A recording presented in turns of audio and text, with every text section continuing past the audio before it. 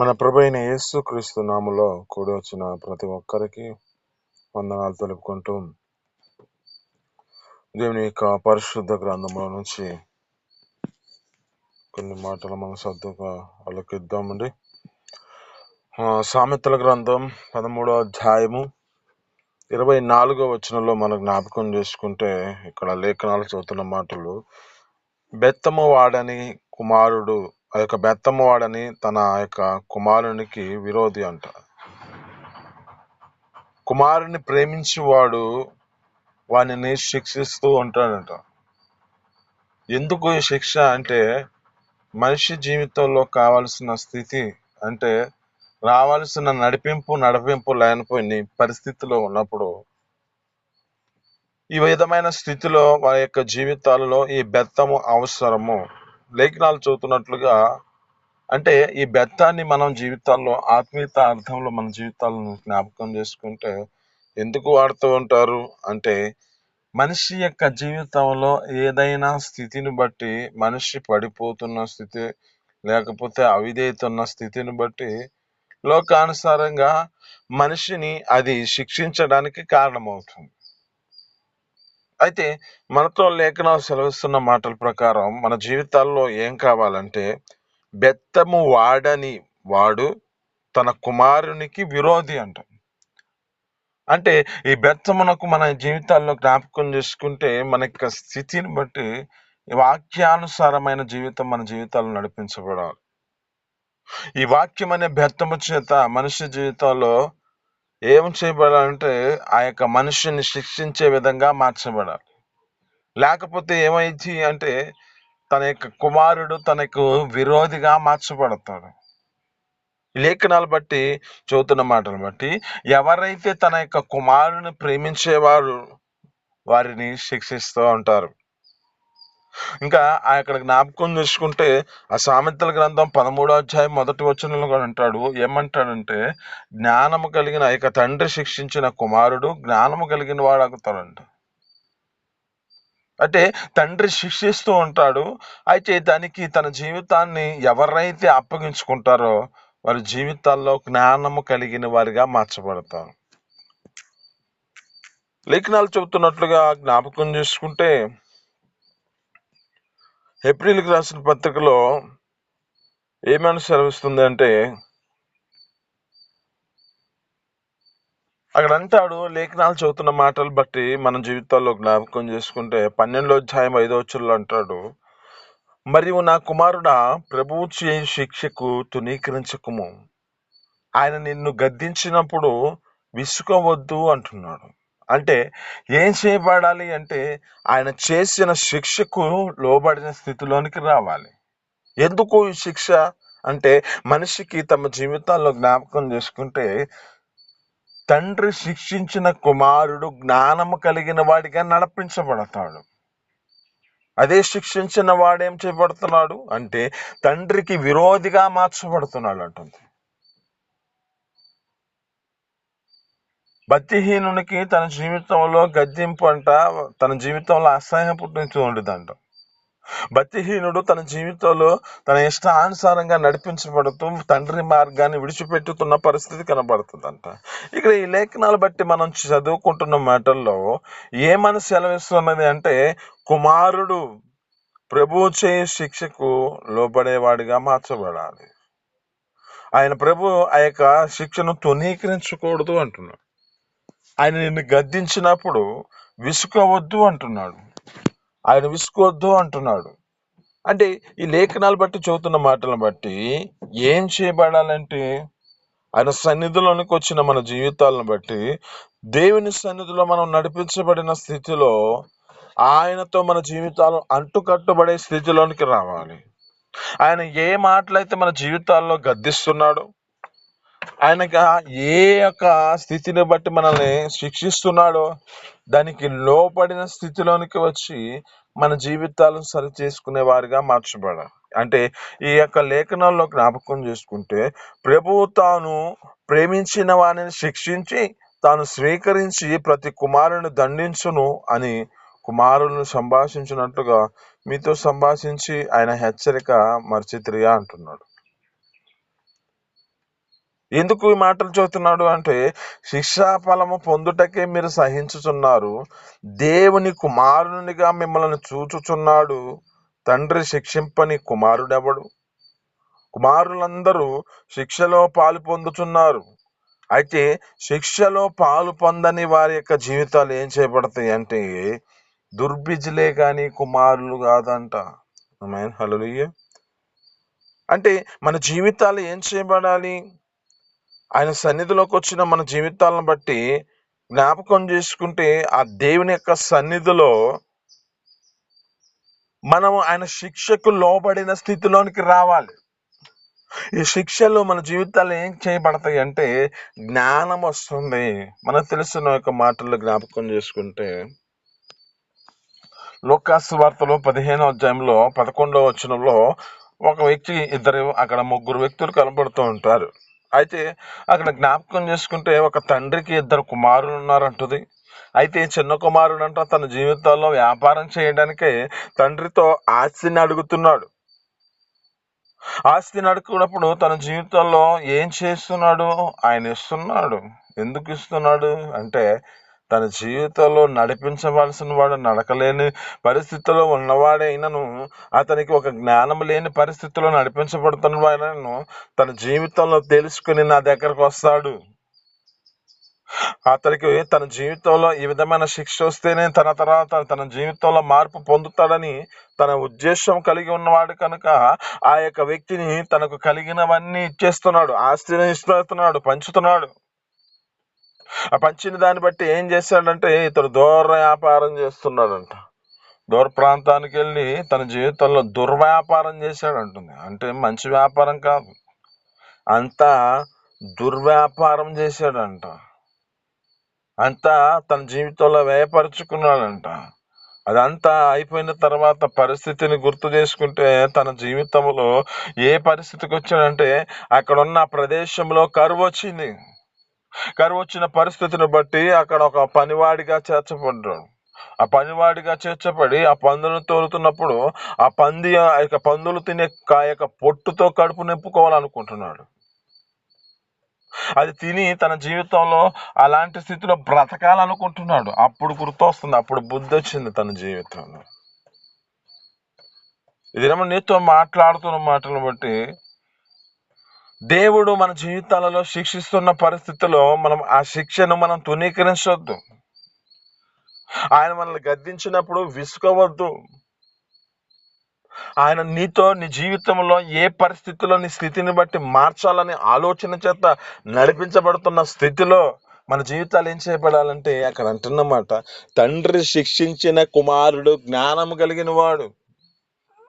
ఆ జ్ఞానము కలిగిన వాడిగా నడిపించబడితే ఆ జ్ఞానము మనిషి జీవితంలో ఏం చేస్తుందో కనపడుతుంది. ఇక్కడ బుద్ధి వచ్చినప్పుడు ఇతడు బుద్ధి వచ్చినప్పుడు ఏమనుకుంటున్నాడంటే నా తండ్రి వద్ద అనేక మంది పనివారు ఉన్నారు, నా తండ్రి వద్ద సమృద్ధిగా అన్నం ఉన్నది అని అతడు అనుకుంటూ ఇంకా నేను ఈ విధమైన స్థితిలో ఉండకూడదు, నేను వెళ్ళి నా తండ్రికి పరలోకమందున్న తండ్రికి విరోధముగా నేను పాపం చేశాను అని చెప్పి తన జీవితంలో ఒప్పుకునే స్థితిని కలుగజేసుకున్న మనసు కలుగుతుంది ఆ యొక్క వ్యక్తికి. బుద్ధి వచ్చినప్పుడు అంటుంది.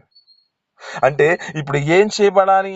జ్ఞానము కలిగినప్పుడు తన మనసు అంతా దేవుని ఎదుటికి వచ్చి తన జీవితంలో చేయక శిక్షను తన జీవితంలో విధేయతను చూపించిన వాడిగా మార్చబడిన స్థితిలో కనబడుతుంది. ఇక ఈ విధమైన స్థితిలోనికి నేను రానయా, ఈ విధమైన స్థితిలో నేను నడిపించబడనయ్యా, ఈ విధమైన స్థితిలో నేను ఈ విధమైన పాపము నేను చేయనయ్యా అని చెప్పి తండ్రి ఎదుటకు వెళ్తున్న పరిస్థితి కనబడుతుంది. తండ్రి ఎప్పటి నుంచో చూస్తున్నాడు, ఎదురు చూస్తున్నాడు. ఆ ఎదురు చూస్తున్నప్పుడు దూరం నుంచి ఆ యొక్క కుమారుడిని చూస్తున్నాడు. ఆ కుమారుడిని చూసినప్పుడు ఎలాంటి స్థితి ఉన్నదంటే ఎప్పుడు వస్తాడా నా కుమారుడు, ఎప్పుడు నా దగ్గరికి వస్తాడా అని ఆ తండ్రి ఎదురు చూస్తున్న పరిస్థితి కనుక ఆ దూరం నుంచి చూస్తున్న కుమారుడిని గుర్తుపెట్టాడు. అతడు అలాగే ఉన్నాడు. అసలు ఆ యొక్క పరిస్థితులను గుర్తు చేసుకుంటే అతని యొక్క జీవితంలో అతని కుమారుడు తన జీవితంలో ఆ కుమారుని యొక్క గుర్తుపట్టలేని పరిస్థితిలో ఉన్న వ్యక్తి ఆ యొక్క వ్యక్తి. ఒక మురికి గుడ్డల చేత తన జీవితంలో అంతా పరిస్థితిని గుర్తు చేసుకుంటే, అన్నం లేని పరిస్థితిలో, తన ముఖము అంతా వికారమైన పరిస్థితిలో ఉన్నప్పుడు కూడా తన కుమారుడిని గుర్తించేవాడిగా ఉన్నాడు. ఇది నీతో మాట్లాడుతున్న మాటలు బట్టి నువ్వు ఏ పరిస్థితిలో నడిపించబడ్డావో, నీ జీవితంలో ఆయన శిక్షకు లోబడిన స్థితిలోనికి నువ్వు వస్తే, నీ స్థితిని బట్టి నీవు ఏ పరిస్థితిలో ఉన్నా, నీ జీవితంలో నీ యొక్క స్థితి అంతా కృంగిపోతూ, నీ జీవితంలో ఏదో కొరత కొదువైన పరిస్థితిలో ఉండొచ్చు. కానీ దేవుడు నేను చూసినప్పుడు నేను యొక్క స్థితిని గుర్తు చేసుకుంటూ, నీవు నా కుమారుడు అని గ్రహించి, ఆయన ఏం చేస్తాడు అంటాడంటే, మనల్ని ప్రేమించి హత్తుకొని ముద్దు పెట్టుకొని ఒక ప్రశస్తమైన వస్త్రాలు మనకిచ్చి, ఆయన మన జీవితాల్లో ఒక విలువైన ఉంగరం మన చేతికి పెట్టి అతనిని ఏ విధంగా ఇంటిలోకి చేర్చుకున్నాడో, అలాంటి స్థితిలో మన ప్రభు అయిన యేసుక్రీస్తు మనల్ని కూడా ఎదురు చూస్తూ ఉన్నాడు. నా కుమారుడు శిక్షకు లోపడతాడు, నా కుమారుడు ఈ విధమైన స్థితిలో జ్ఞానమును నేర్చుకుంటాడు, బుద్ధిని నేర్చుకుంటాడు, బుద్ధి కలిగి నడిపించబడతాడు. శిక్షా ఫలము పొందటకే మీరు సహించుతున్నారు అంటున్నారు. అంటే ఈ యొక్క కుమారులుగా నడిపించబడుతున్న స్థితిలో ఏం చేయబడాలంటే శిక్ష అవసరం. ప్రేమించిన కుమారుడిని శిక్షిస్తాడు, శిక్షించిన కుమారుడు జ్ఞానము కలిగిన వాడిగా మార్చబడతాడు. ఈ యొక్క జ్ఞానము మనిషి జీవితంలో ఎంతో అవసరం. బెత్తము వాడని కుమారుడు ఆ యొక్క బెత్తము వాడని కుమారుడికి ఆ యొక్క తండ్రికి విరోధిగా మార్చబడతాడంట. శిక్ష మన జీవితాల్లో మంచిది. శిక్ష మన జీవితాలలో ఏ స్థితిని కలగజేస్తుందంటే విధేయతను నేర్పుతుంది. శిక్ష మన జీవితాలలో ఏం చేస్తుందంటే బుద్ధిని కలగజేస్తుంది.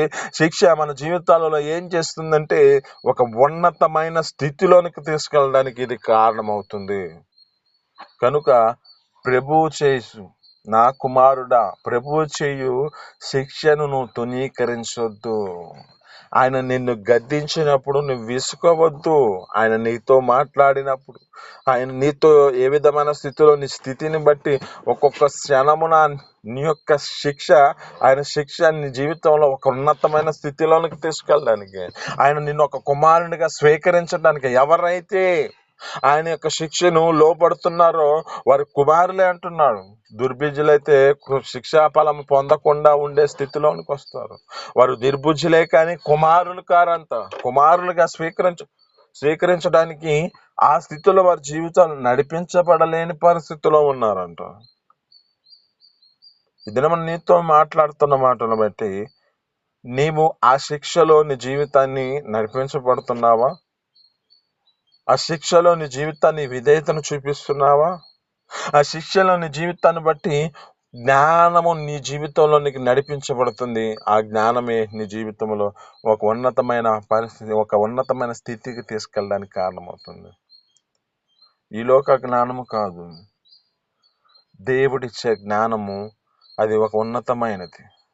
అది లేఖనాలు సెలవిస్తున్నట్లుగా యాకోబు రాసిన పత్రికలో 3వ అధ్యాయములో 15వ వచనం కాడ నుంచి అక్కడ చూస్తే ఈ లోక జ్ఞానం అంట మనుషులని ఏం చేస్తుందంటే అది దెయ్యముల వంటి జ్ఞానం అంట. అది మనుషుల యొక్క జీవితాల్లో ఏం చేస్తుందంటే ఆ జ్ఞానము, ఈ లోక జ్ఞానము మనిషి జీవితంలో ప్రకృతి సంబంధమైనది కనుక అది దెయ్యముల వంటి జ్ఞానం అంటున్నాడు.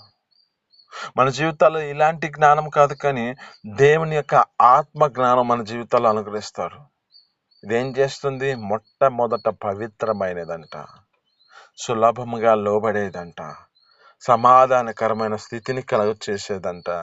అది ఏమాత్రం పక్షపాతము అది చూపించేది కాదంట.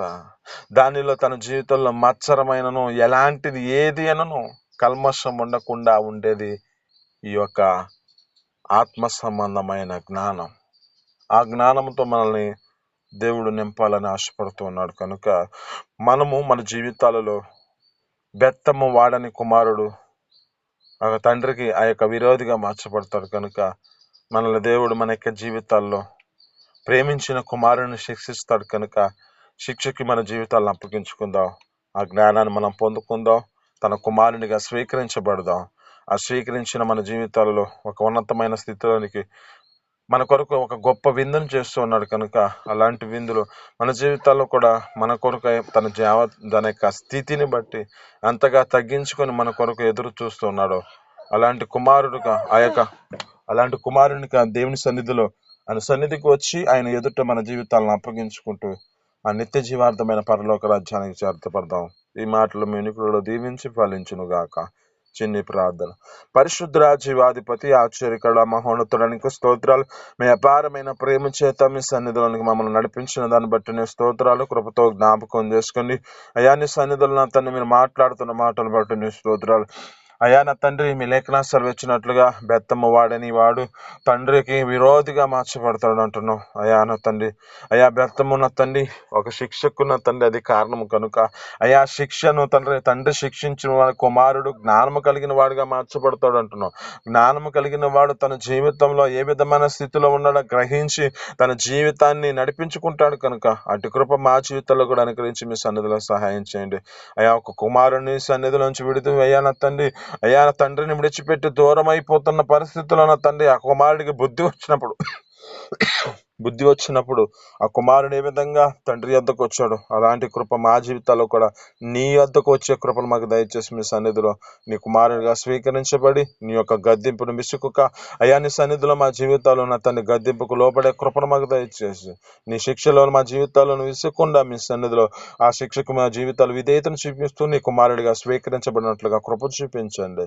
నీ సన్నిధిలో నా తండ్రి మా జీవితాలను బట్టి మీరే నా తండ్రి మా యొక్క పరిస్థితులను బట్టి అయ్యా నా తండ్రి మీరు జీవితాల్లో నా తండ్రి ఒక పాపము నుంచి అయా ఒక కుమారుని ఏ విధంగా వచ్చిన స్థితిని బట్టి విందు చేసుకుంటున్నారు మా కొరకు మీరు విందు చేసుకుంటున్నారని గ్రహించి నీ సన్నిధిలో నా తండ్రి ఒక నిత్య జీవార్థమైన పరలోక రాజ్యానికి మేము వెళ్తున్నామని మా జీవితాల్లో ఒక సంకల్పంతో దేవుని సన్నిధిలో నడిపించబడి నీ సన్నిధిలో అయా వాక్కుల చేత మా జీవితాన్ని సరిచేసుకుంటూ నిత్య జీవార్థమైన పరలోకానికి చేర్చే కృపను మాకు దయచేయమని నీకే మహిమ ఘనత ప్రభావాలు తెచ్చుకోమని యేసు పరిశుద్ధ నామమున పొందుకొని చేస్తున్నాను తండ్రి.